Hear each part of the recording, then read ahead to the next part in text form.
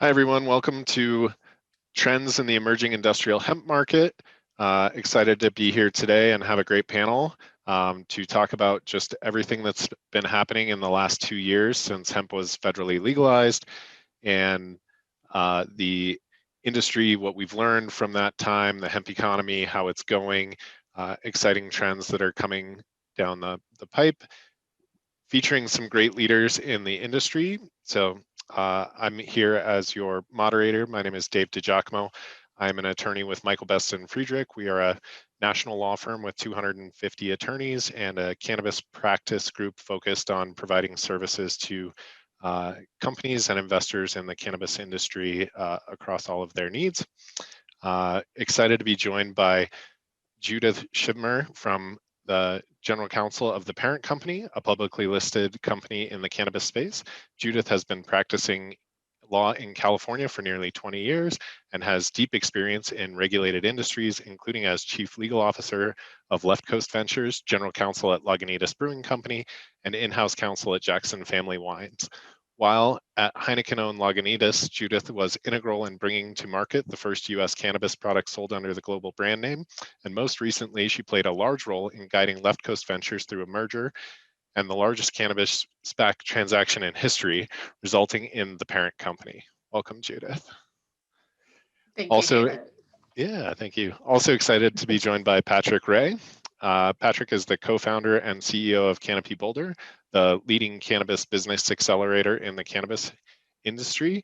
Patrick has been working with and has deep experience in the ancillary cannabis and industrial hemp product space since 2013. Patrick has worked as a mentor and investor for over 115 cannabis startups since founding Canopy Boulder, with notable portfolio companies such as BDS Analytics, Work, Front Range Biosciences, Best and Grow, and Pot Guide. Prior to joining the cannabis industry, Patrick spent 15 years working in the natural products industry. Welcome, Patrick. And last but certainly not least, Henry Valles is the founder of the Hemp Building Ventures, founding board member of the U.S. Hemp Building Association, and a licensed NAR Green certified realtor. In 2017, Henry spearheaded Austin's first hempcrete home in Community First Village, a community for the chronically homeless. Henry has developed presentations on developing community through hemp building at multiple conferences, such as the International Hemp Building Symposium, Singularity U, and EarthX. Inspired to bring more sustainable and non-toxic solutions to the real estate and building industries, Henry continues to educate his community and champion the use of hemp-based building materials through his real estate and hemp building consulting practices. So yeah, welcome you guys. Super excited for a conversation. So just gonna kick it off and talk about, I'll kick a question over to Judith as a initial topic. Just, please give us some comments and thoughts on the last 2 years in the industry, things you've watched through this growth and emerging, and obviously all of the excitement you've been going through with the parent company. Sure. God, where do I start from there? My attention is definitely divided between the pure cannabis world and the hemp world. So trying to put my hemp hat on here. While most of our business is cannabis focused, we do have entities that concentrate purely on hemp CBD products. And so the past 2 years went from a celebration of the 2018 Farm Bill quickly to a realization of, okay, now hemp production is clearly allowed. I'm sure the USDA rules will come out any minute. They just came out 2 weeks ago, so it wasn't quite a minute. And then I'm sure the FDA will quickly act to let us know what CBD products we can manufacture, how we can sell them. That has not happened yet. And, the regulatory framework is still being built. And so states have kind of taken it upon themselves to create their own regulatory structures here. So trying to make sense of that, it's a lot of alphabet soup. It's a lot of moving targets. but it's a fun market. And I think anyone who's in cannabis, you're aware of the numbers. You're aware that right now analysts predict, I think it's 23 billion is the last number I heard by 2025, just within the US. And of course, when you're talking about hemp, you're talking about a global marketplace. So everybody wants to play in this. I think cannabis is a natural bedfellow, but the regulations make it tough. So it's been a lot of fun tracking of laws and regulations and kind of being speculative about what's to come. Yeah, thank you. That's awesome. Patrick, I'd love to hear your thoughts on, the last few years investing in the space and thinking about how that alphabet soup and growing market look as we keep going. Well, yeah, thanks, Dave. It's been an interesting 2 years. I'd sort of characterize it as a roller coaster. I think, when they legalized hemp as part of the Farm Bill in late 18, I think a lot of folks thought we'd crossed a finish line. But just like the establishment of the National Organic Program, I think it was in 2001 maybe, it wasn't a finish line. It was sort of like a practice race. There was another race to be had. And this now race that we're in right now is the race to stabilize businesses, survive until the regulations that come from the FDA are more clear. That will start another race, right? So we're just in this process of running around, almost like, trying to catch our own tails for those of us in this space, in this hemp space. So I think it's been an incredible experience. It hasn't worked out for everyone, and nor should it or will it ever work out for everyone that joins in. But it has shaken out some of the pure financial actors and the sort of folks who are raising money into entities that may never really work out in the long run. So it's shaken those out. It's been tough because there's a lot of investor capital, a lot of entrepreneurial energy that has sort of evaporated. And that's tough, but we are now in a place where, the prices in the market have, shifted. Everyone is in it together who's still here. And those that have a business today have an opportunity to realize their vision of tomorrow. However, staying close with the regulations, staying within the financial boundaries that you have in your business are critical. And, making sure you are ready when the gun goes off for that next stage of the hemp race. Awesome. Yeah, thank you. Henry, any additional thoughts on the last couple of years and the progress on the building front and what you're excited about or seeing in the trends in the market? Yeah, been really excited to see there's definitely been a huge increase in interest in hemp-based building materials. Hempcrete is usually, the most known about or, search kind of hemp-based building material word out there. And, some of the roadblocks that we've had to get these, city municipalities, these larger builders to use these materials was the lack of ASTM and ICC certification. So, the U.S. Hemp Building Association is working to help bridge those gaps, raise money to help facilitate these tests. Also, what's been really exciting is seeing all these other ancillary type of materials. So a product called hemp wool, which is a kind of like a fiberglass replacement product, which is an easy plug and play, doesn't take a lot of new training and kind of that contractor training curve. Also, hemp wood out of Kentucky is doing some amazing things with hemp flooring and picture frames and tables and really utilizing the growth of Kentucky's hemp industry and being able to go from farm to processing and manufacturing and really be an example to show that, hey, this supply chain can really work at a local level.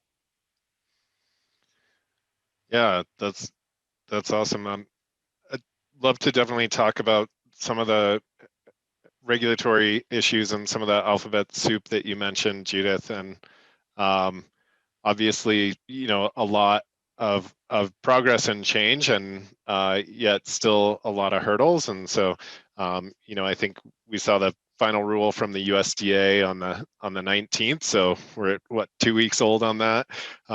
Still digesting certainly some of that, and looking to the FDA.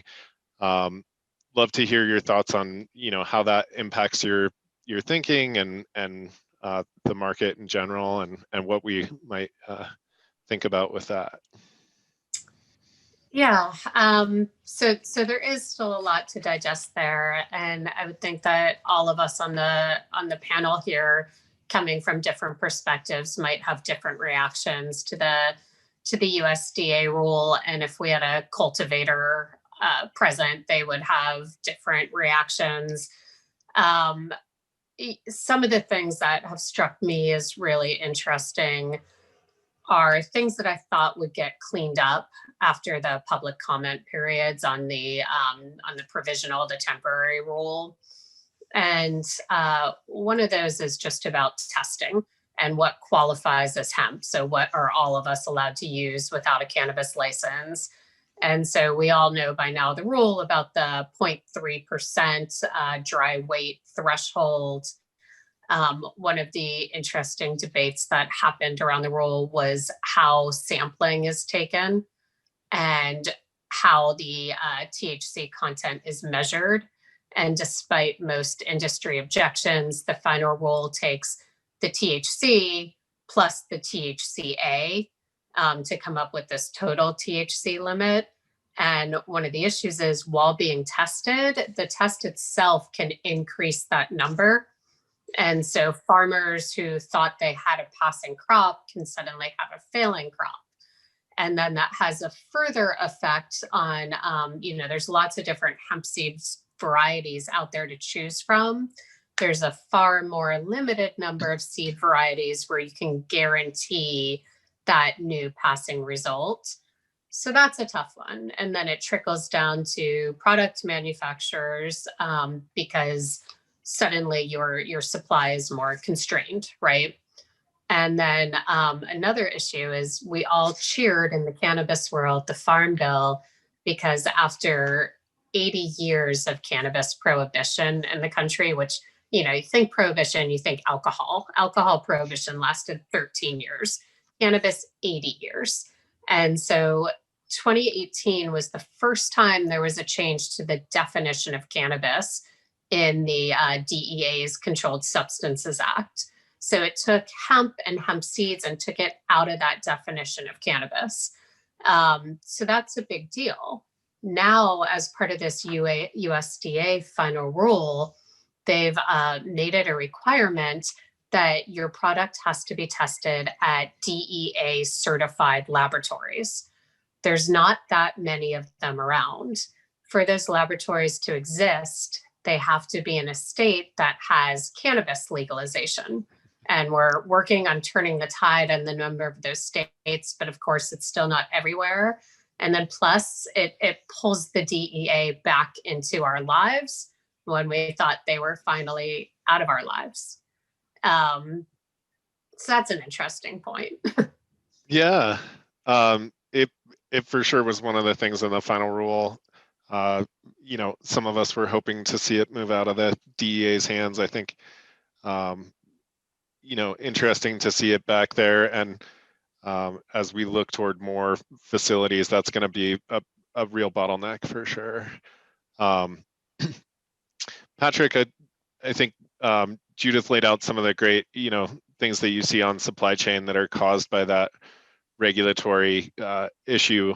I wonder if you have additional thoughts on how that impacts companies you invest in, and how you guys think about what you do on that front from an investor perspective. Yeah, I mean, you got to be pretty crazy to be an entrepreneur in the hemp space these days. I mean, you're going to have to be ready for anything, and I think that the issue we are dealing with here is this emerging industry. There's a lot that still needs to be learned, even on the regulatory front, for the folks that are putting together the rules and these issues, they come up, they didn't know, they haven't investigated, you know, it's not like there's a big playbook here for them to make the best decisions. However, you know, to sprinkle in a bit of positivity here, I think history indicates, at least in the cannabis and the cannabinoid industry's evolution, that, you know, though the regulations may start and rules may come out feeling and seemingly harsh on the industry, you know, the dialogue that we have with these regulatory bodies enables those rules to evolve to where they should be. And I think we've seen that in almost every state with cannabis legalization, with the rules around hemp. And while it is painful in the near term, this is a journey, that this is evolving. And, you know, I think we're going to see some sort of back and forth to get to a place with the regulators where we all need to be to balance the safety and needs of consumers and those of the regulators, but also, you know, those of needs of the companies to be good operating citizens in this industry. But it's not easy in the short term to try to build a business when all of these pieces feel like they're moving underneath our feet. So, you know, it's sort of like, you know, buyer beware, you know, come on in the industry. You're going to have to be nimble, and you're going to have to rely on change and your ability to change with that change. Yeah. Speaking of change, you know, I think we saw even in the last election cycle, there were 12 states with ballot initiatives in cannabis. I'm not counting off the top, but there were a lot. And, you know, it's one of those things that across the board seems to have pretty clear, overwhelming support. I'll kick to Patrick if you want to sort of again answer on the how do you think about the tide or the trend that we have, and you know, new administration, new states coming on board. Love your thoughts on that. Well, I mean, to give some perspective, you know, Oklahoma passed cannabis legalization in, I think, a primary election. I mean, this is something that never would have been imagined back in 2013, 14, and it's just 21 now, right? You know, but if you look at the underpinning demographics and research, you know, Pew Research indicates, I think it's over 68% of Americans now support some sort of cannabis legalization, and that's not hemp. You know, I think the numbers for hemp are even better. So, you know, this we talk about, you know, the horse being out of the barn and the toothpaste out of the tube. For, you know, 5 states to pass cannabis legalization efforts in the 2020 election cycle, it wasn't even an issue. People weren't even wondering if they're really going to pass. They just passed. The tide has shifted. Legalization efforts are happening. I mean, even now in this sort of economy that we're in, the tax revenues that are coming in are becoming even more meaningfully and important to the survival of these state budgets. I mean, you know, cannabis has grown. It continues to grow. The consumer interest is there. The demand is there. Despite all these legalization issues that present headwinds, the consumer demand is stronger. And we're seeing growth at or above levels that we've seen in the recent past. So yes, it's not a foregone conclusion. We can't say mission accomplished. There's still work to be done. But from an investment and an entrepreneur standpoint, you know, how can you argue with these numbers? They're very strong. So, you know, if you're willing to deal with the sort of craziness that we deal with, and every business has that, but these are just like things that people, you know, assume, regulations and laws, you know, banking, access to banking, these things that sometimes you assume in normal businesses that you don't have, and you can handle that. There's incredible opportunity to build really interesting businesses. Yeah, Henry, I know we've been talking about some of the CBD specific regulatory landscape, and obviously that's the, you know, one of the first movers in this market. But I think you know, I often talk with clients who are super excited about what I like to think of as, you know, Hemp 2.0 or 3.0, whatever phase we're in, that are really focused on, you know, how much more business and how much, you know, excitement there is for a massive market that will eventually, I think, and hopefully dwarf CBD with everything else in hemp. And I'd love to hear, you know, from your angle, how you think about some of these first movers from CBD and how that helps everything you're doing on the hemp building side. Yeah, you know, everything that's being done on the ground level right now in CBD affects us from a regulatory standpoint, right? You know, the growth of the plant, you know, how it's tested, what are the farmers dealing with, you know, testing, all of those aspects that will affect, you know, what the farmer is willing and not willing to grow and how easy it is for them to grow it. So I think that's really laying the foundation.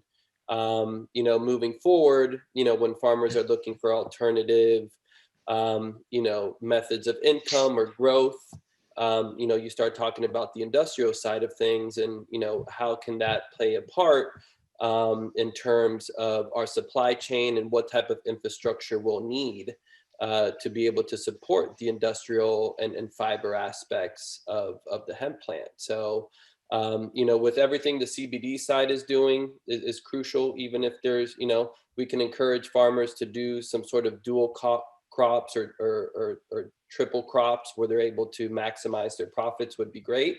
But on the other end, we have to build the infrastructure, because if they grow for the industrial application and we don't have methods of processing or manufacturing to support that growth, you know, then the farmer's kind of holding the bag there.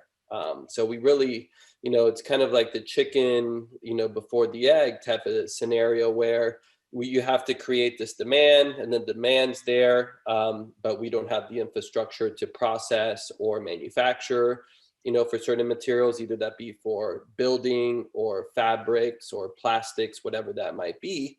So we really need to work as an industry as a whole to help through these transitions together. Yeah, what are some of the ways that you see that happening in the industry in the last year or two? I mean, you know, with all the volatility in the market, were there still, you know, some fun bright spots in there? I think we were. Yeah, for sure. You know, I think with, you know, one of the bright spots for me is seeing hempwood grow out of Kentucky, where they took, you know, a real industrial product, not even for building, you know, even, you know, ancillary home products like, you know, lamps and tables and things of that nature, where, you know, they're able to expand with the growth of the acreage in Kentucky. And I think they're even looking to potentially expand in areas where they're already growing. You know, they're able to use the fiber and biomass of CBD plants for these industrial applications, which is really exciting. You know, hemp fiber-based insulation was really exciting to me. There's a company, Hempatecture, that has a product called Hemp Wool, which is an easy plug and play. So those are the types of products where it starts to get into the consumer's consciousness that, hey, you know, there are real life, you know, home products and building products that we can use now, but we need to start thinking about how are we going to localize our supply chain. So instead of, you know, importing these products from Europe or Canada, how can we help our states and our local cities build the infrastructure needed? So, you know, speaking actually last week with the Texas Department of Agriculture, and I don't know how it is with other states, but there is incentives out there to help build infrastructure, especially in rural, you know, cities and economies where, hey, if, you know, it's very costly to build a manufacturing or processing facility, but if the state or the city can help you through grants, at least, you know, subsidize some of that infrastructure cost, then that can start to encourage the market to put the missing pieces in place. Yeah, that's, I mean, that's awesome, right? The fact that, you know, Texas is such a large market with such a, you know, growing season in all 4 seasons just really provides a lot of great opportunity, and it's exciting you guys are on board there. So, Henry? Are there countries, you mentioned Europe and Canada, are there countries that are far ahead of the US in terms of utilizing building materials made from hemp? Yeah, I would definitely say Europe, Belgium, France.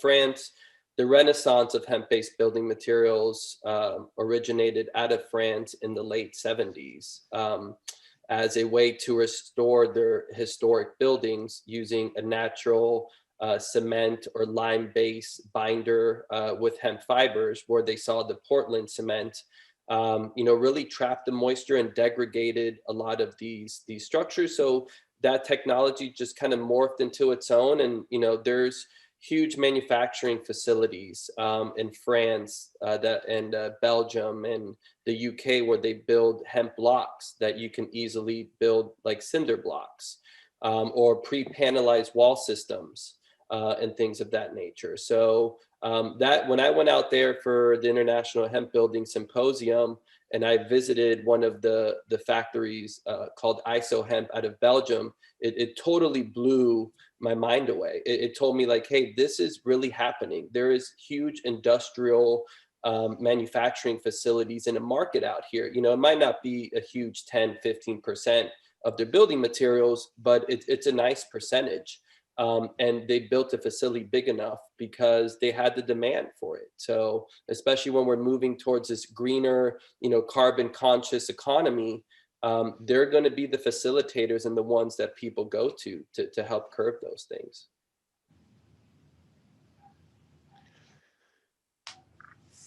Yeah, super cool. I think, we're all excited for what that brings and how that helps just build out this market in general.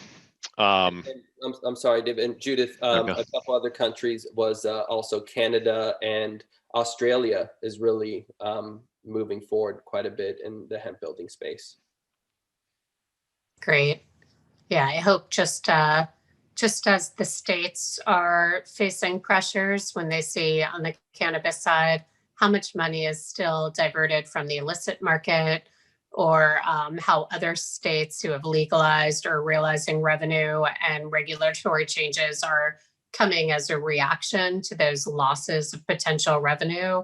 I hope it has the same impact on hemp as general as you indicated before, as we respond to competition from other countries and an effort to kind of localize our supply chains, capture the whole supply chain within the US or within certain states. Hopefully that's all positive pressure that has a real effect. Absolutely. Yeah, Judith, I think I'd love to hear more about how you think about that with a global brand and the recent activity that you guys have had with the parent company and merging together, and how you think about looking at the state regulatory and some of the things that you've been working on the regulatory front as you bring your company together. Sure. We are, very used to working in gray areas, of course. Everyone in cannabis, you're constantly dealing with the pressure of federal illegality layered on top of your changing state regulations. And in general, it's hard for cannabis companies to get and maintain profitable status. And that's in large part because of the different restrictions of federal illegality. You have to come up with operations or license structures in every state where you want to sell products, because you can't engage in interstate commerce. You can do that on the hemp CBD side happily, but not on the cannabis side.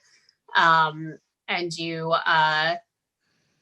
can't take regular business deductions is a big thing. The IRS has a tax code 280E, and you're not allowed to write off any of your costs of doing business in the legal cannabis world.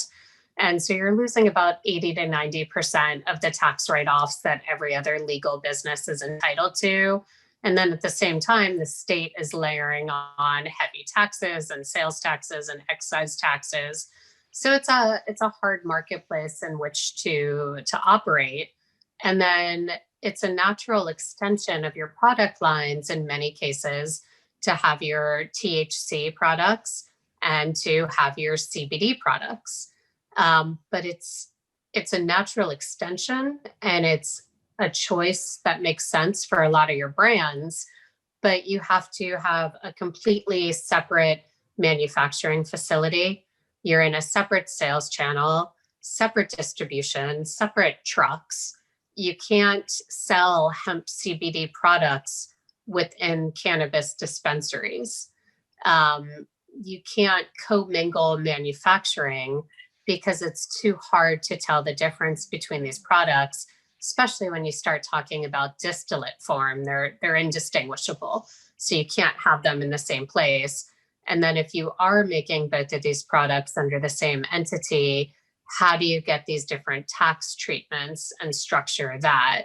So there's a lot going on. And then on top of it, there's the uncertainty.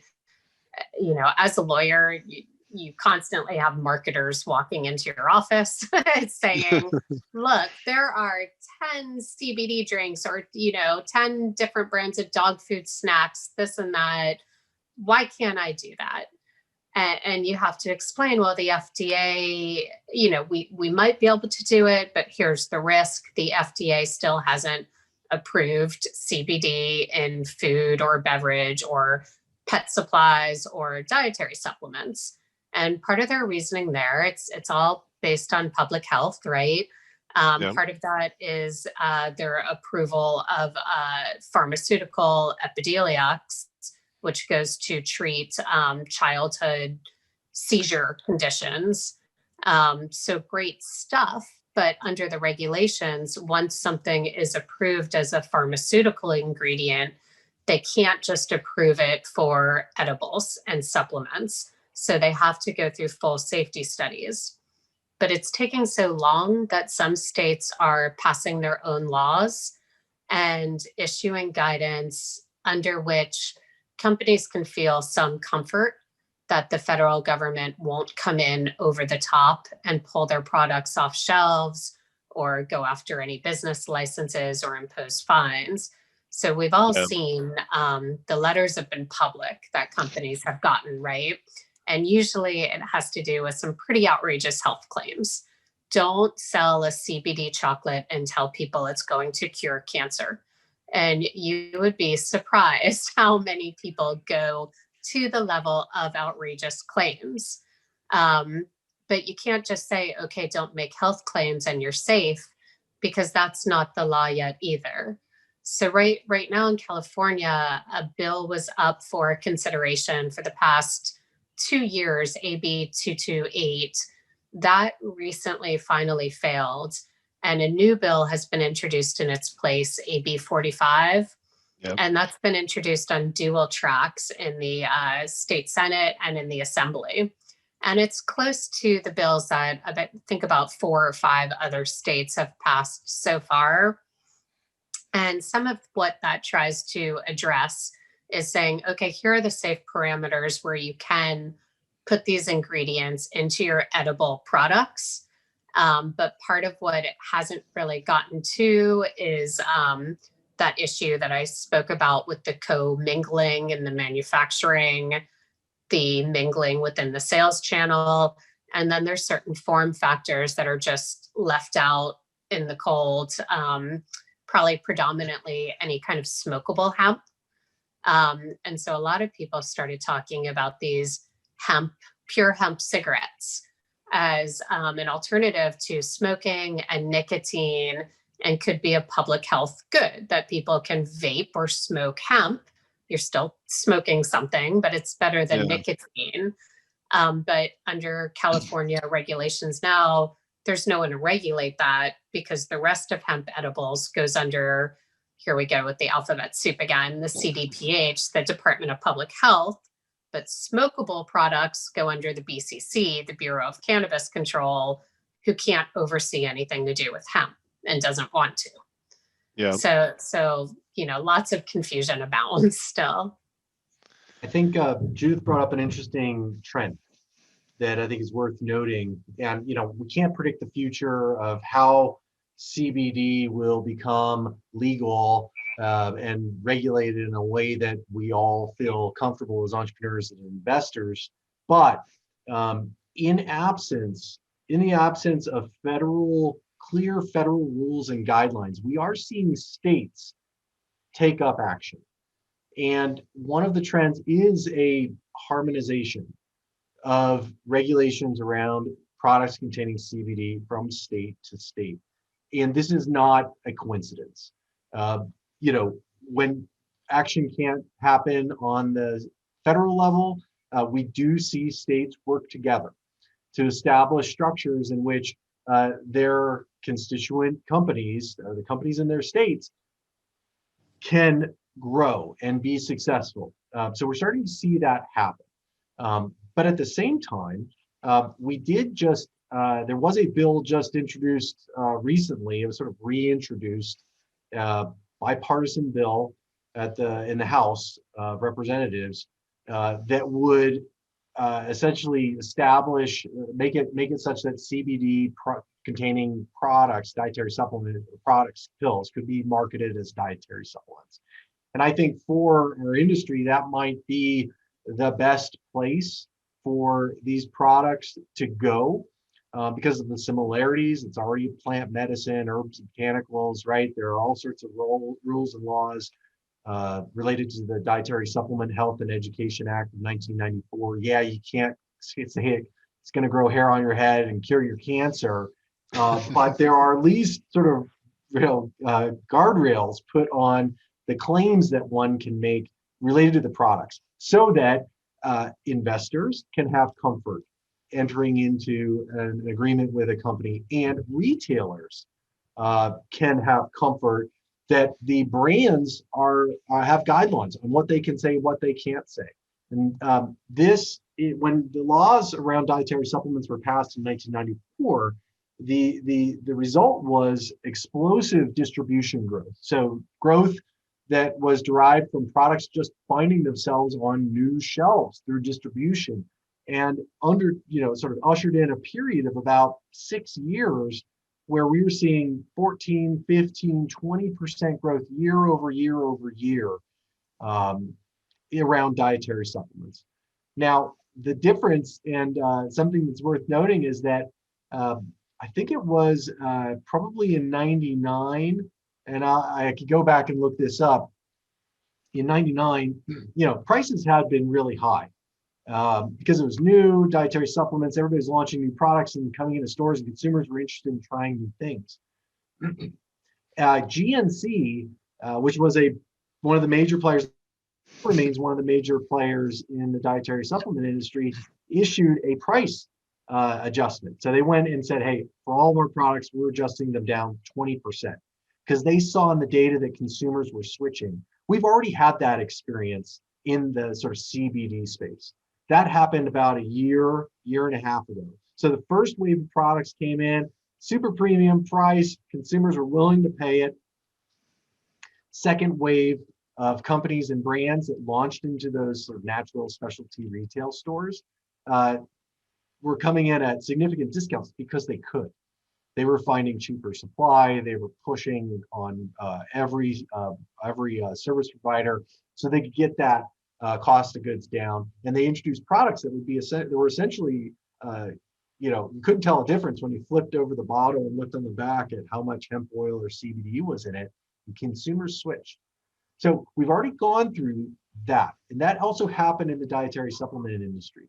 So my recommendation for folks who are trying to understand where we're going to go with hemp and CBD is to become a student of the history of dietary supplements and understand, what happened, why it happened, when it happened, who it happened to, and build business strategy around the expectation that, the highest probability I think that we're looking at right now is that CBD and hemp products, ingestibles, pills, not necessarily foods and beverages, but pills, look a lot like dietary supplements. Now, foods and beverages, look, I mean, the FDA has a data set, a safety. They're concerned about safety, right? And they have a data set from Epidiolex, and they like it, right? Because they're the FDA and it's a pharmaceutical drug. They went through all the steps to get approval, and that data set, unfortunately, shows that at high dosage levels, there's impacts on fertility. I think it was in men. And they've spoken about this. They put that out there in their comments from, I think, February. So it's all there for those who want to sort of dive in and understand. However, there's more data out there to be shared. One data set does not make a decision, right? You need to sample multiple data sets. However, companies in the CBD and hemp space, sharing data with the FDA makes it public information. And, do you want to share your safety data with the FDA and make it go public? Is that good for you as a business? Maybe not. So we've got this like challenge ahead of us in sort of certifying and proving that CBD and hemp products are safe. Now, we may believe that. We may know that anecdotally and observationally that this is an issue. However, there is one data set out there that puts a little doubt in the market. Now, we can work together, we can work with the FDA, and we can figure this out. But it's going to take energy and effort. It's going to take leadership, and it's going to take, some transparency. Hey, we're already taking a flying leap joining this space, and we're got a few screws loose, right?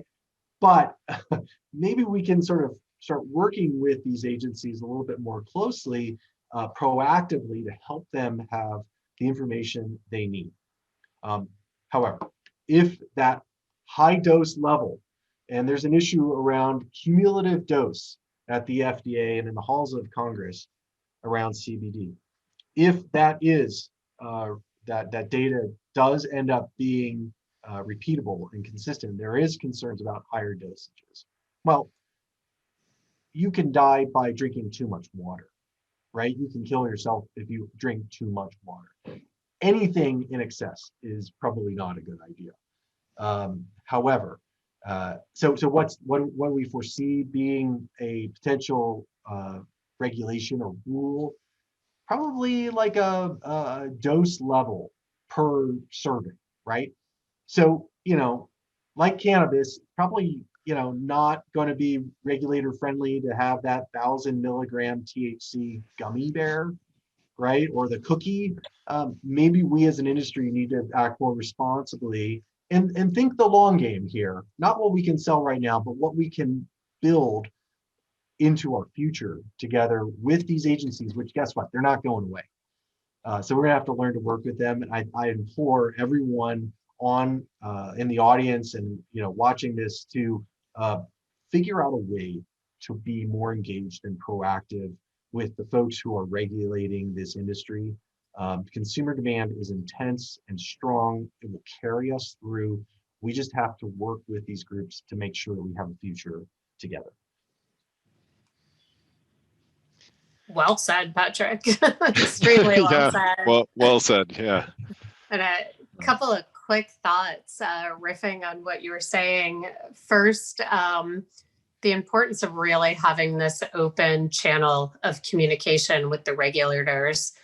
The regulators, they want feedback. They want to be spoken to. They want interaction from people in the industry. And so the more that we do join together and offer industry voices, that is, the rising tide rises all ships for sure. And that's, working with Dave and his partners at Michael Best is, a great example of that. When you do have certain law firms who are really active in the field, who represent a lot of different clients and industries and companies that might not want to raise their hand individually because they don't want any kind of enforcement target on their backs necessarily. A lot of times, if you do go through your law firm or other lobbyists, that's really helpful. And then another thing that you spoke about, Patrick, with the shift to thinking through the nutraceutical dietary supplement piece of it. Of course, the beauty industry and personal body care, those are big pieces of the pie also. And so if you walk into your GNC or wherever people buy their supplements now, you have a label and you have your potency, you have brand names, so you can decide who you trust. You can see if it's broad spectrum, full spectrum, whatever else matters to you as a consumer. There are different comparison points, of course, in beauty and in personal care and in food and beverage. And when you take away the company's ability to make accurate health claims or make accurate claims about the advantage of this somewhat costly additional ingredient, then you're really doing the consumers a disfavor there also. And it's tough because your cream with CBD is going to cost more to manufacture, and you're going to be charging a premium price compared to your cream without that ingredient.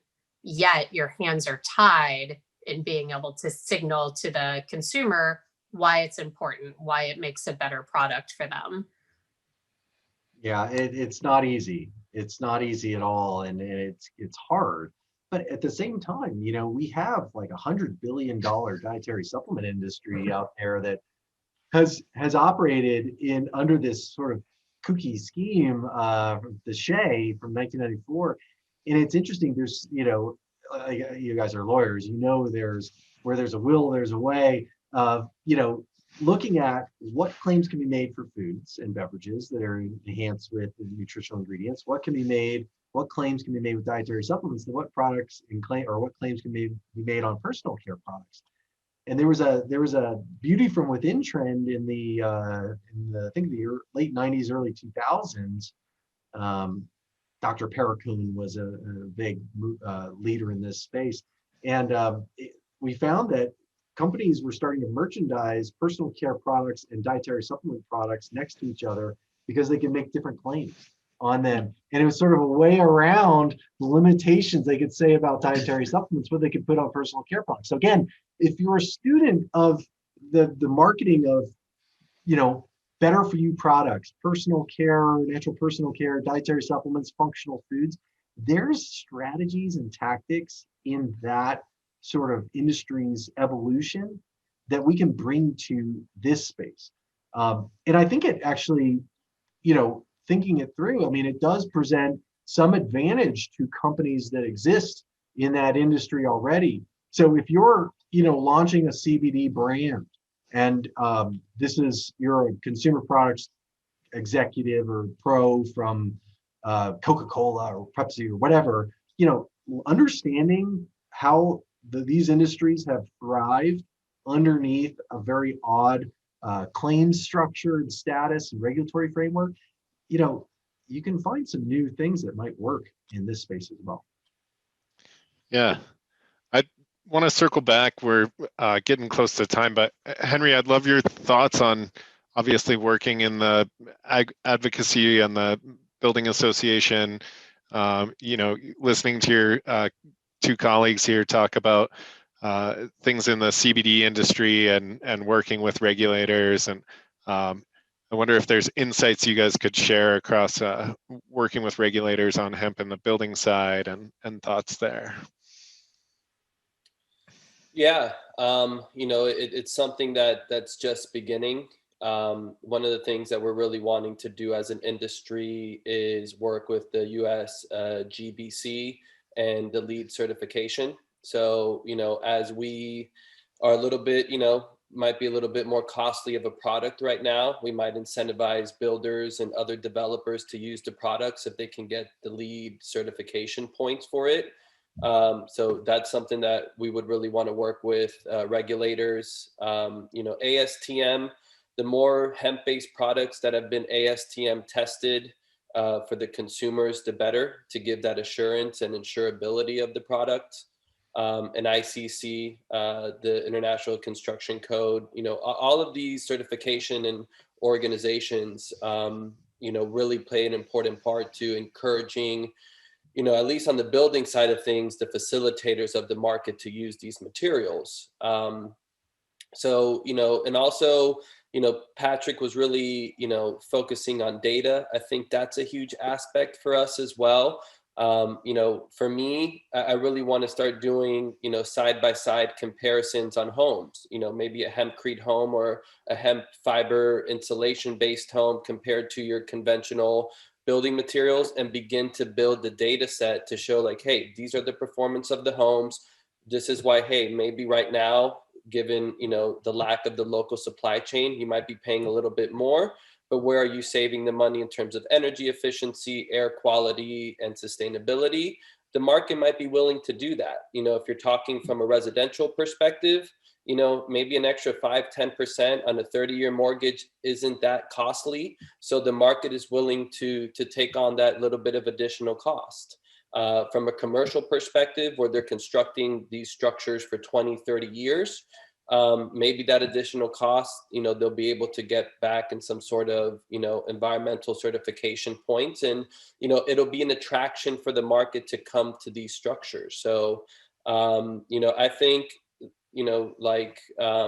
Patrick and Judith have been talking about, engaging with these government officials, starting from your city code enforcers here in Austin is the Austin Energy Green Building Program. We're beginning to talk with them, but any of your local cities, and then going to the state level and seeing, hey, what can we do to help provide the processing and manufacturing infrastructure to encourage farmers to grow more on the industrial side. And then at the federal level as well, and understanding, hey, these are products, that can help achieve the goals of more sustainability that we're shooting for. Yeah, that's awesome. So thank you. Well, I want to be mindful of our time, but I'll pass it around for any final comments. Judith, do you want to give any final comments? Sure. Yeah, I think there's only one way to go from here, and the industry is on an upward trajectory. I think it's going to be exciting to see how things develop. And I'm cheering for people in related industries like Henry, because the more this plant and all of its many forms are accepted, the better that's going to be for everyone, both in terms of reducing the cost of these materials, increasing the supply, letting more people in a time of economic depression come into growth industries, and just changing the way that people see the cannabis sativa plant and what can be done with it. Awesome. Yeah, thank you, Patrick. Any last words? Yeah, 2021 is going to be better than 2020. That sums it up perfectly. Just generally, but also it's going to be better for the hemp and CBD space. I mean, we're getting closer to, every day we are moving closer to a more stable, more sustainable industry. The sort of financial fundraising schemes, most of them have washed out. It's unfortunate for the investors and people working there, but building a sustainable future for the hemp and CBD space means having realistic expectations based on something other than whatever's in the deck that no one's checking. We have some historical performance. We can look at that as investors and entrepreneurs to formulate better business plans and a better industry going forward. Awesome. Henry, I'll kick to you for any last comments. Yeah, first of all, thank you guys. I think, having this great diverse panel, and, just as a hemp industry as a whole, we really just need to support each other and collaborate as much as we can on all fronts, from the seed to the legalities, to the industrial side, to the CBD and supplemental side. And, like Judith was saying too, like this is such an amazing plant, that can help with nutrition, that could help, with building materials, and really curve, a lot of the sustainability goals that we have. It just takes, it's a very young market. There's still a lot to learn, but if you get past the smoke and mirrors and the people who are legit and are doing it for the right reasons, we'll be able to show, what can really become with this industry. And that's the most exciting thing for me. Awesome. Thank you all. Thank you, panelists, for your time. Great conversation. Really enjoyed it. Appreciate you. Thanks.